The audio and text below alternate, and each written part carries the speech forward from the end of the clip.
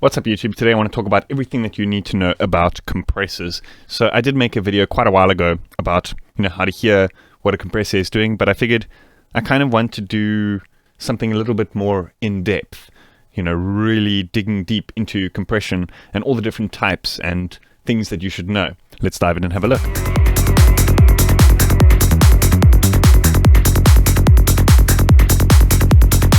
So this isn't a tier list or anything of like what's better than anything else. I just kind of wanted to discuss everything about compressors, down to the least known stuff right down at the bottom. So anyway, let's dive in. What is compression? So the audio compressor is essentially a tool used to reduce the peak of a sound. Here you can see I've got on the oscilloscope, the white is representing before the compressor and red is representing after the compressor. So essentially what the compressor is being used for is just to turn the volume down on certain things. But the interesting thing about compression is that the parameters are determined by a percentage of the input. We've got a threshold setting, and what this does is this sets at what point the volume starts to be reduced, and the ratio is how much it is being reduced by. So if we turn the ratio down all the way and start reducing the threshold, you'll see that there's actually nothing happening, because anything beyond the threshold, the transfer of that is 1-to-1. So essentially you're getting out what you're putting in. But the more you increase the ratio, the more you'll see it's turning down that volume here. So essentially, for lack of a better explanation, the compressor is used to even out signals. Say, for example, you've got a very loud part and then a very soft part. You use the compressor to kind of even out the difference between those two parts. And I think the most important thing that a lot of people forget to explain is the makeup gain. So this is the kind of part in the chain which is used to then bring up the signal after the reduction. So why is this important? When we think about how a compressor works, it receives a signal and then it acts on that signal. There's a variable amount of time that a compressor can take to kind of act on that signal, and that is determined by the attack and the release parameters, and pretty much all compressors have these except for a couple which I'm going to get into a little bit later on in the video.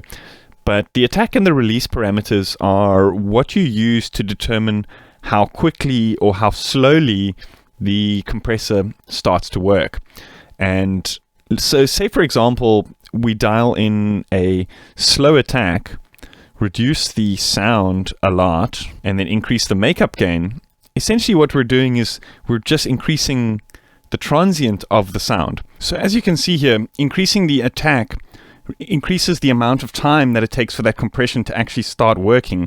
So you can see a little bit better, what's happening here. So we've taken a flat kind of sine wave and turned it into a kind of like transient sound just using the compressor.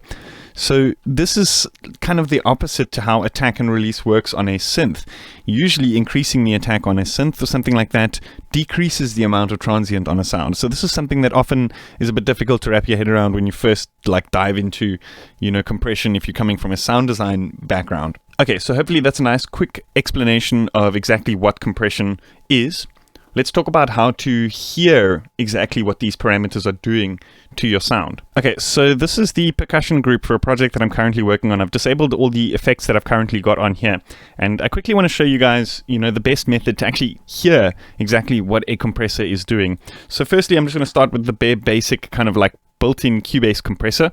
We're going to dive into a little bit more of the advanced stuff later on in the video. The best way to actually hear exactly what the compressor is doing is to just overdo the settings completely, turn your threshold down a lot, turn your ratio down a lot, turn your makeup gain up a lot. So generally with the Cubase compressor is its default to auto makeup gain on.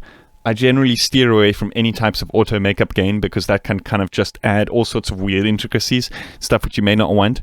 We're using the compressor to kind of add a certain stability to the sound, and I find that auto makeup gain generally tends to take that away. Let's kind of dial in, really try to overdo the threshold ratio and makeup gain so that we can really start to hear how this compressor is squashing the sound.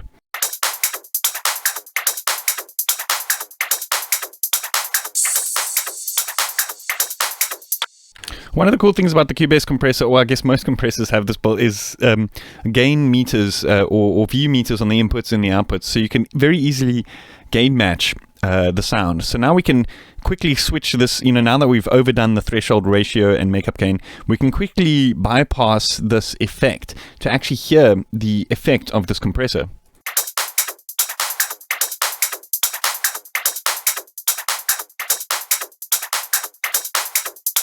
So obviously, like I said, this is really overdoing it, but can you hear that kind of like squashed effect? It's kind of like you really hearing that transient, that pluck, and then it's just squashing the rest of that sound. So it's just allowing those kind of first peaks of the sound through. So that's the sound of compression. And, it's a good thing as an audio engineer to kind of make yourself familiar with what compression sounds like, because then you can very easily hear it in a reference track and use it where you need to. Or if you're using it too much, you can very easily determine that. But this is also the easiest way to determine what a certain compressor sounds like. Say, for example, you've got a particular analog replica of a compressor. Quickly, like really overdoing the settings is one quick way of being able to tell the difference of what it sounds like compared to another compressor plugin or something like that. Like I said, we're not going to stick with these settings. I'm going to talk about how we can adjust them a little bit later. But yeah, being able to quickly identify the kind of tonal and dynamic characteristics of a particular compressor is very handy, and then overdoing the settings is the best way to be able to quickly determine that. Okay, so the next thing I want to talk about is called the A.R.R.T method. So this, in my opinion, is the easiest and quickest way to get the most out of your compression. This stands for attack, release, ratio, threshold. So this is basically the order of the parameters which you tweak in the plugin. And this helps to kind of identify exactly what's happening. Like I said, once you've overdone what's happening with a sound, let's dive quickly back into the DAW. Once we've overdone what's happening with the compression, now we can dial in the attack and the release to kind of make the most of, for example, like this is a drum bus. Now we can make the most of how we would dial in these attack and release settings for this particular sound. And because we've like really overdone it, we can actually hear exactly what's happening with those transients. Check it out.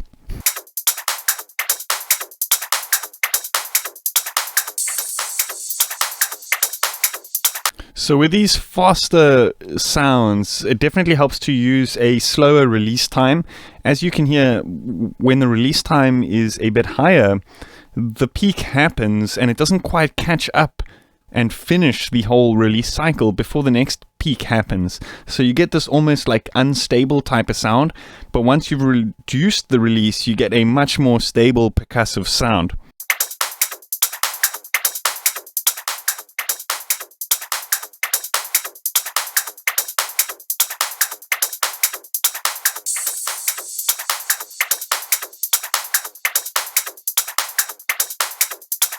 Okay, so once we've dialed in the attack and the release, now we can go back and start adjusting the ratio and the threshold back down to kind of find that really sweet spot. But first thing we want to do here is reduce the makeup gain, otherwise we might just blow something. So let's just reduce this makeup gain about halfway and then start to fine tune this ratio. And the idea here is to kind of, so the ratio basically determines the amount of squashing, and the threshold determines at what point the squash starts. So now what we want to do is we want to really listen into how much we're squashing that sound. If we want to squash it more, then we leave the ratio quite high. If we want to reduce the amount of kind of audible compression, we reduce the ratio.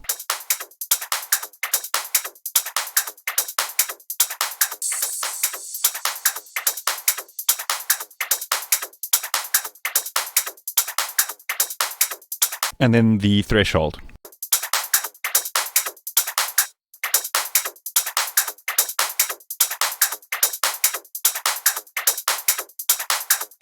Okay, so we've dialed in some settings. It sounds really nice as is.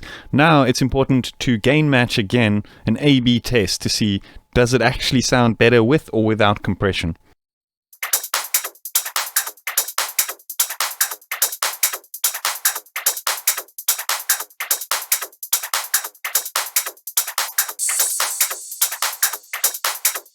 So it always helps to come back, with clean ears and listen to the mix again and determine whether you prefer with and without compression. Kind of sounds to me like the transients are a little bit more closer together in audibility. They kind of sound like they're a single unit making most of these transients in the percussion sound, whereas without the compression, they sounded a little bit looser. I'm not sure if that's an accurate explanation.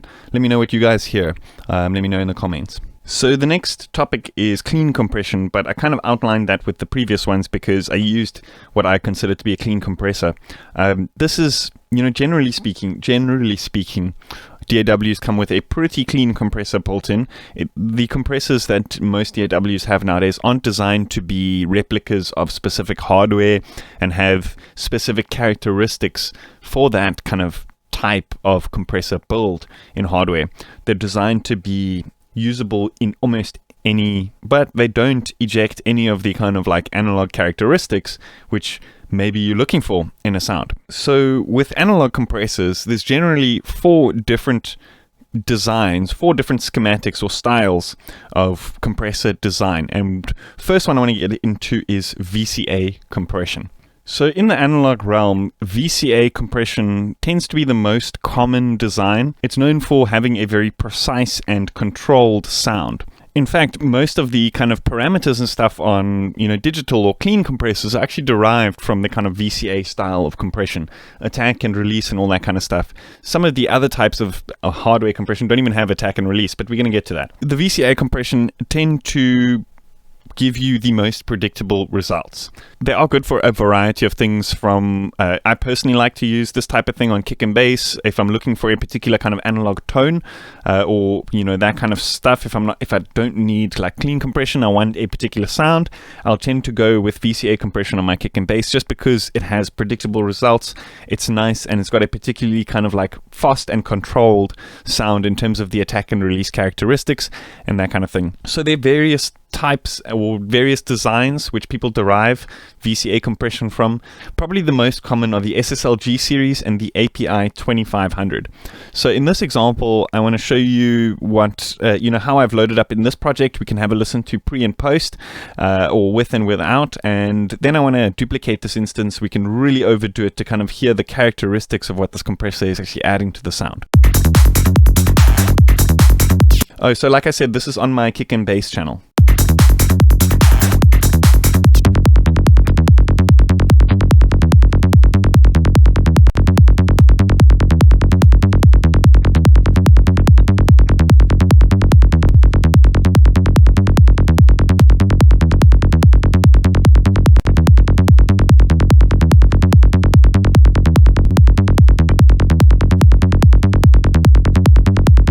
It almost feels like it's kind of taking a bit of that plastickiness away from the bass, but also gelling the lower transient of the kick and bass together. They kind of sound a little bit more homogeneous.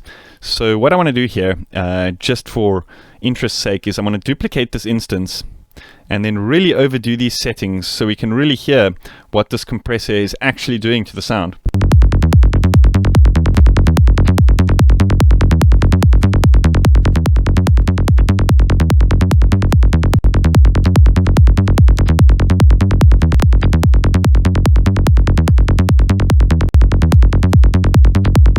So you can hear that tone of that compressor.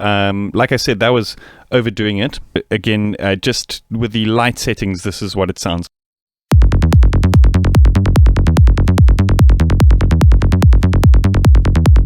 And then in the mix.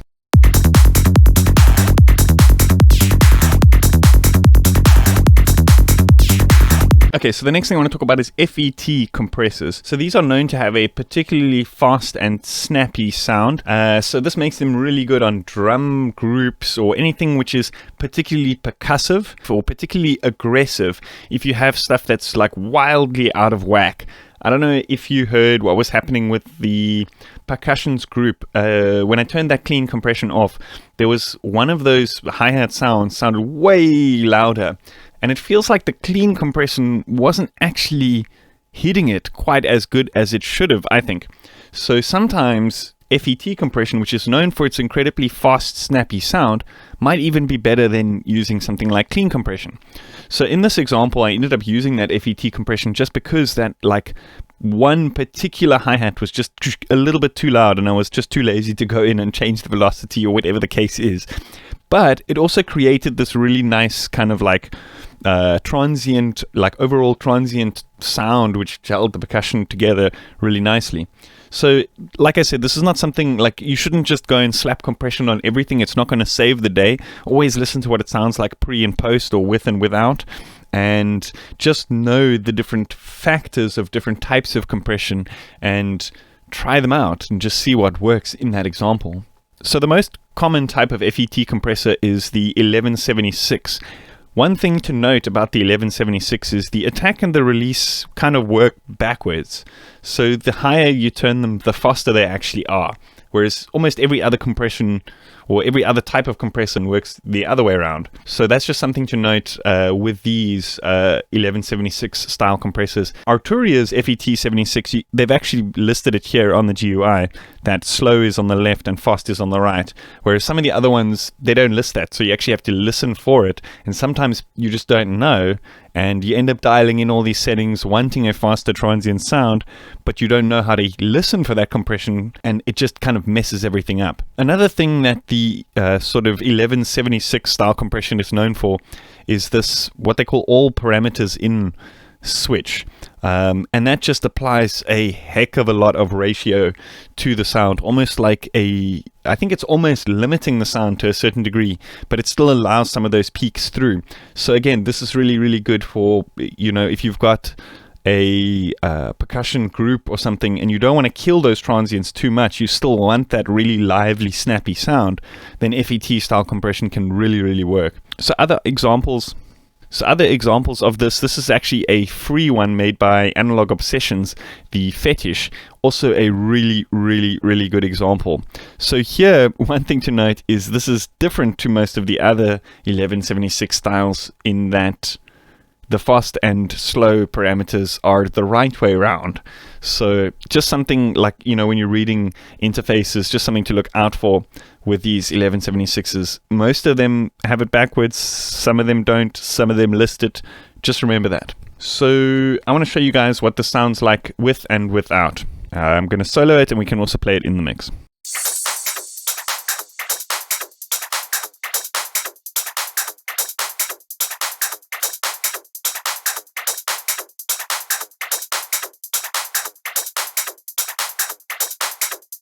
Can you hear it? It's like giving it like almost this like little bit of aggressive transient, which is actually quite nice. It adds a almost kind of gels that entire drum bus together. So I'm going to overdo this here. If you guys didn't hear what was actually going on, I'm going to turn up this input. I might need to turn down the output gain as well. Those weren't linked.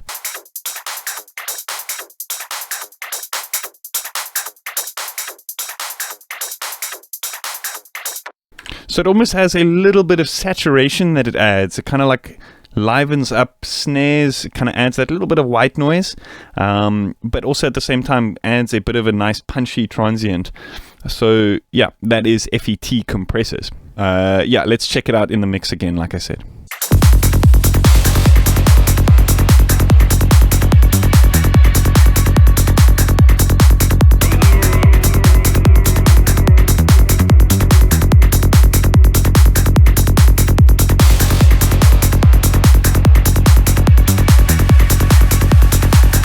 So it's subtle, but you see what I mean about that one hi-hat just poking out a little bit too much.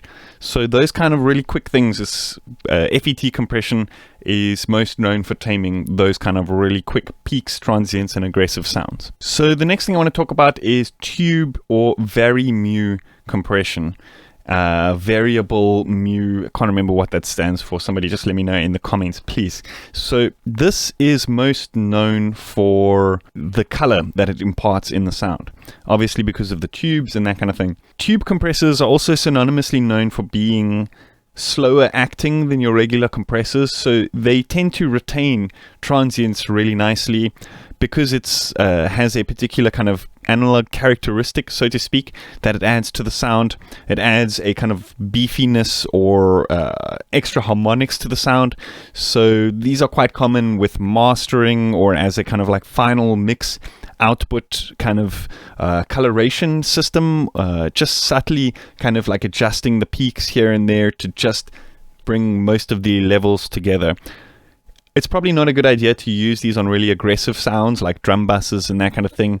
I would say if you're going to run like high peaks into these, you're going to get these like intricacies and maybe these like differences and stuff because of the way that they kind of designed to be more analog, because there's the actual circuits they're slower working, for lack of a better explanation. So yeah, tube compressors, VariMu compressors are generally better for evening out overall kind of like tracks, like a mix or master kind of situation, but they're also really good, like say for example you've got like a synth or lead line that's just a little bit thin and you want to like beef it up but at the same time control the overall dynamics of the sound, then it might be a good option for that kind of thing.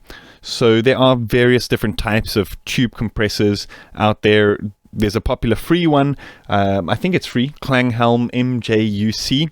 It's a really good one. There's also a couple of Arturia Tube SDA is one that I use quite often, and Acoustica also has a couple of good ones. I've got the A.R.R.T series, which is actually really, really nice for mastering situations and that kind of thing. So yeah, let's see what this does in terms of how it can retain the transients of something like, often people say, no, if you're making electronic music, you don't necessarily need tube stuff or whatever, because it might be too analog for electronic sounds and that kind of thing. Let's just see. Let's just see how these kind of things react. The nice thing about the Acoustica stuff is that it's modeled exactly on the hardware units, but they've also added this thing called SHMod or SHMod or however you want to pronounce it. And what that does is that adjusts the curves of how the attack and the release work. So you can actually adjust it slightly so it's different to the actual hardware unit to get like different, like maybe quicker curves than what you're used to in the analog realm or something like that. So anyway, let's just see how this guy fares.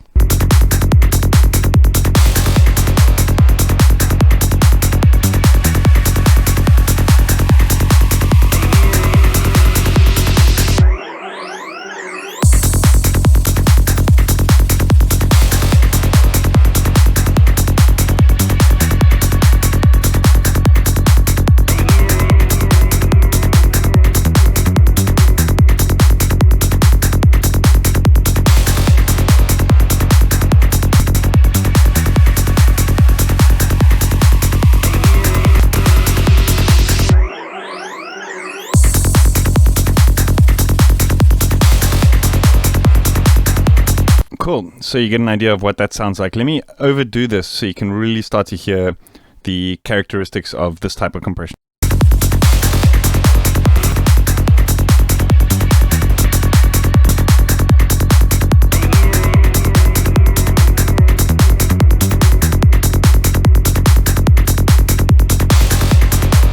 See, it still retains that transient really nicely, even though we're like really overdoing it, really, really squashing that sound.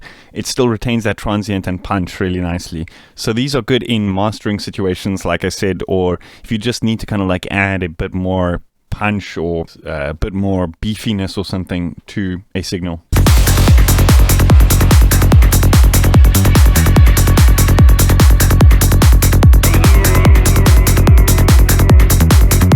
So the last one I want to talk about is optical or opto compression. So this, in my opinion, this is the weirdest, and I actually use this type of compression the least. Even though it is really, really popular, a lot of people kind of swear by it. I still don't really understand why. Maybe it's just the style of music I create or something like that. But it's known for its incredibly kind of like unpredictable characteristics for various reasons. Optical compression derives its name because of the way it works. It uses a light source and then a way of reading a light source and turning that into a parameter, and that parameter then controls the gain reduction of the source. So for those who don't understand electronics, it uses an LDR, light dependent resistor, which is essentially like a little component that reads the amount of light source that gets fed into that sound. I think a lot of them nowadays use Vactrols, which is another thing completely. But say, for example, you've got this light reader, and then you've got a sound that illuminates a little LED. And that illumination of that LED triggers that light-dependent resistor to reduce the amount of gain that's happening on the signal. So what does this mean? That generally speaking, the compressor, not only is it kind of limited in how you can kind of adjust the attack and the release, because those are determined by the light source. There are also certain physical characteristics that optical compression kind of suffers from. Whether it's, well, I guess the speed of light is incredibly quick, so it's not going to be any delay, but there is still some kind of delay in terms of the circuitry and all sorts of things like that working. So optical compression is known to be unpredictable, it's got much less control. So I guess, if that's the thing that you're looking for, then so be it. But I tend to use this type of compression much less than any of the other ones because of those reasons. That being said, Analog Obsession's Lala is a really, really good plugin version of the LA2A compressor, which I think is one of the most popular optical hardware units on the market or ever. It was particularly good for vocals, I think. Maybe that's why I don't like it that much, or I don't use it that much, because I don't do much vocal stuff. But anyway, the idea here is the attack and the release are determined by the volume of the input and how much attack and release are on the actual source sound itself. So essentially, you've just got like an input, gain, peak reduction sound. Some of the plugins offer various kind of like adaptations on the original design. Some of them may offer attack and release. I'm not saying it's limited to none of them having it.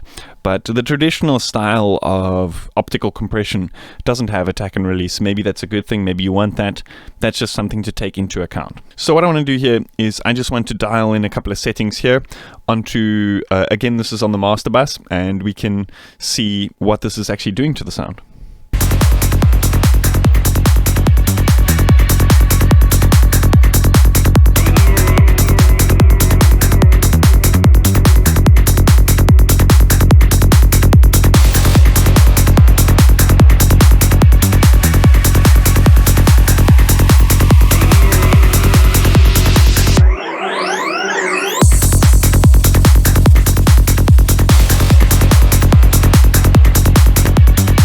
Can you guys hear that? It's almost like, feels like it doesn't catch all of those peaks. Some of them are slightly different depending on what actual sound is playing. This is probably why I personally wouldn't use it in a mastering situation. That being said, it is very common to see. Like I said, it is probably most common on stuff like vocals, on single instruments, to kind of, people say it has a particularly musical sound. I don't really know what that means, but anyway, maybe I'm misunderstanding something. I think maybe by what they mean to say by musical is maybe less predictable, slightly more organic sounding. Okay, that's it. Let me know what you guys think in the comments. If this video helped you out and you like this video, hit that like button. If you haven't yet, hit that subscribe button. And if you want to support me, consider heading over to my Patreon. The links are going to be in the description. And yeah, see you guys next time. Cheers.